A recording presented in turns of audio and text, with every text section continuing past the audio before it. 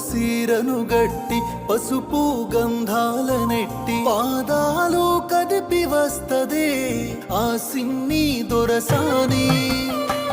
నీ పాల బుగ్గ